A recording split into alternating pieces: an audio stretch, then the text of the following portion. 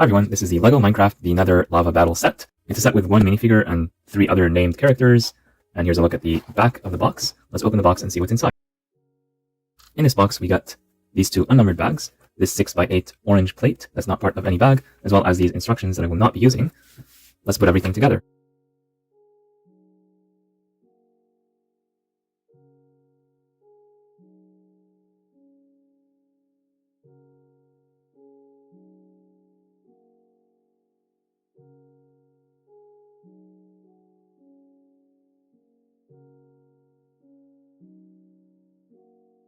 And we're done with the build.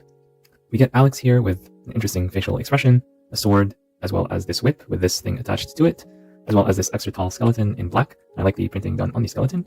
So this is an official minifigure and is nice to get.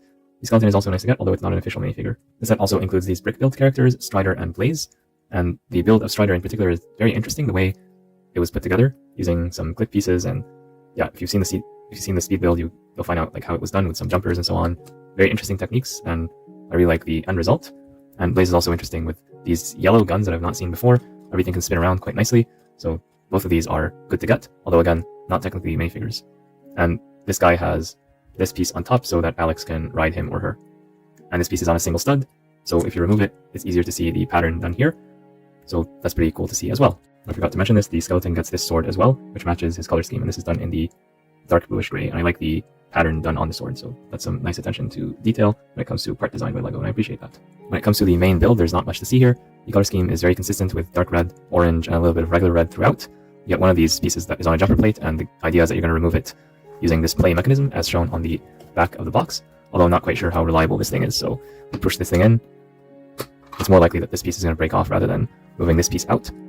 I guess the trick is to not fully attach this on this stud, but just leave it loose like this, and then that would be a lot easier. But I don't see how this is going to fly in the air by any means. So this thing is going to go forward, it cannot go backward because there's this piece blocking it. So that's getting in the way. And I just don't see how you can just make it fly like it's shown here. I don't know, like if I'm putting it really like this. Yeah, there's no way I can see to make this fly, but maybe I'm missing something.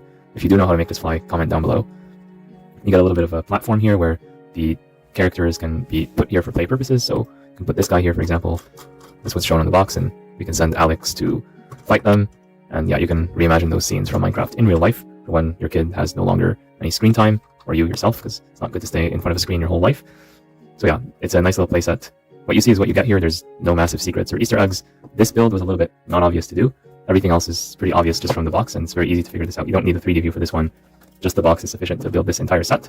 And if you've built other LEGO sets before, you can probably figure out how to build this one, and how to make this work with just the pieces that are remaining through the process of elimination. Here are the extra parts of the set. And all in all, I think it's a good way to spend $10. I think sure, it only includes 1 minifigure instead of 2 or 3 like some other sets at the same price point. On the other hand, you do get these mobs, and I learned something when building both of these mobs. So to me, this is a successful set, despite the uninteresting play feature. And for the instructions, at the very least, they're not telling you use your hands all the time because it's a 6+ set, so they're not using that much paper compared to those 4+ and 5+ sets, so that is a plus. But if you are a parent getting it for your child or getting it for yourself, I do recommend trying to build this without the instructions, and I'm pretty sure you can. And here's a size comparison with the recently released Villager Desert Patrol set, which has only 6 pieces more, but you get 3 minifigures extra compared to this one, and the build is more sizable and I think more interesting in terms of its play feature, where you flick fire this thing instead of trying to move this thing that will never move.